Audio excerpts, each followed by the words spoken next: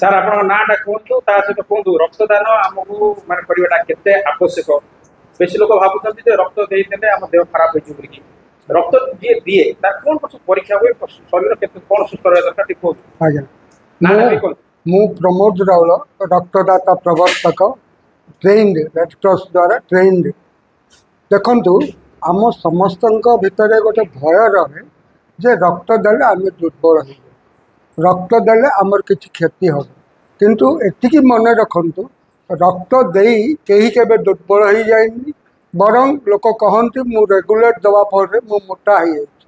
କାରଣ ଯେଉଁମାନେ ସବୁବେଳେ ଡଲ୍ ରହୁଥିବେ, ଯେଉଁମାନେ ଭାତ ଦେଖିଲେ ବାନ୍ତି ଆସୁଥିବ, ସେମାନେ ଯଦି ରକ୍ତ ଦିଅନ୍ତି ତେବେ ଦେଖିବେ ତାର ମାଇଣ୍ଡ ଆକ୍ଟିଭ୍ ହେଇଯିବ ଏବଂ ସେମାନେ ଥର ଜାଗାରେ 3 ଥର ଖାଇବେ।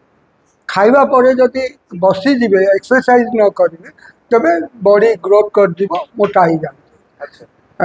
ଆଉ ଗୋଟେ କଥା, ରକ୍ତ ତ ଆମେ ଦେଲେ ଜଣଙ୍କର ଜୀବନ ବଞ୍ଚେଇଲେ। ଦିନ ଥିଲା ଆମେ ଜଣଙ୍କର ଜୀବନ ବଞ୍ଚଉଥିଲେ, ଏବେ ଆମେ 3 ଜଣଙ୍କର ଜୀବନ ବଞ୍ଚେଇ ପାରିବା ଯଦି ସେଇ ରକ୍ତଟାକୁ ସେପାରେଟ ମେସିନରେ plasma, platelet, red cell, white cell ଅଲଗା କରିଦିଆଯାଏ। ତେଣୁ ଜଣେ ରକ୍ତଦାତା 3 ଜଣଙ୍କର ଜୀବନ ବଞ୍ଚେଇ ପାରୁ। ତା ସହିତ ଆଉ ଗୋଟେ ଜିନିଷ ଯେ ଆମେ ଯାହାକୁ ରକ୍ତ ଦେଉଛେ ସେଇ ଲୋକଟିର ପରିବାର ଉପକୃତ ହେଉଛନ୍ତି। ତା ଗୋଟେ ପିଲାକୁ ବାପ ଛେଉଣ୍ଡ ହେବାରୁ ବଞ୍ଚଉଛନ୍ତି, ଗୋଟେ ସ୍ତ୍ରୀକୁ ସ୍ୱାମୀ ହରାଇବାର ଦୁଃଖରୁ ବଞ୍ଚଉଛନ୍ତି, ସେମାନଙ୍କ ମୁହଁରେ ହସ ଫୁଟାଉଛନ୍ତି। ଜଣେ ରକ୍ତଦାତା ମୋ ମତରେ ଜଣେ ଦେବଦୂତ, ସେଇ ଲୋକ ପାଇଁ ଯାହା ପାଇଁ ସେ ରକ୍ତଟି ବ୍ୟବହାର ହୁଏ। ରକ୍ତ ଏମିତି ଏକ ସମ୍ପର୍କ, ଆମେ ସବୁବେଳେ କହୁ ରକ୍ତ ସମ୍ପର୍କ, ଖାଲି ଭାଇ ବନ୍ଧୁ କୁଟୁମ୍ବ ଭିତରେ ରକ୍ତ ସମ୍ପର୍କ ନୁହଁ। ଏଇ ଯେଉଁ ସମ୍ପର୍କ ଆପଣମାନେ ଦେଖୁଛନ୍ତି, ମୁଁ ଯେଉଁଠିକି ଯାଏ, ଆରେ ସାର୍ ଆସିଛନ୍ତି କାହିଁକି, ଗୋଟେ ଜିନିଷ ଏଇ ରକ୍ତ ସମ୍ପର୍କ। ହେଲେ ଜଣେ ଯୋଉ ରକ୍ତ ଦବ, ସେ ରକ୍ତର ମାନେ କଣ କଣ ପରୀକ୍ଷା କରାଯିବ, ମାନେ ଶରୀରଟା କଣ ସୁସ୍ଥ ଥିବା ଦରକାର, କଣ ରୋଗ ନଥିବା ଦରକାର, କଣ ସବୁ ପରୀକ୍ଷା କରାଯିବ? ଆଜ୍ଞା, ଆପଣ ଭଲ ପ୍ରଶ୍ନଟେ ପଚାରିଛନ୍ତି। ରକ୍ତ ଦେବା ଫଳରେ ଆପଣଙ୍କ ରକ୍ତଟି କେବେ ଡାଇରେକ୍ଟ ପେସେଣ୍ଟକୁ ଦିଆଯାଏ। ଏହି ରକ୍ତଟି ଯିବ, ତାକୁ ଫ୍ରିଜିଂ କରାହେବ, ତାକୁ ଟେଷ୍ଟିଂ କରାହେବ।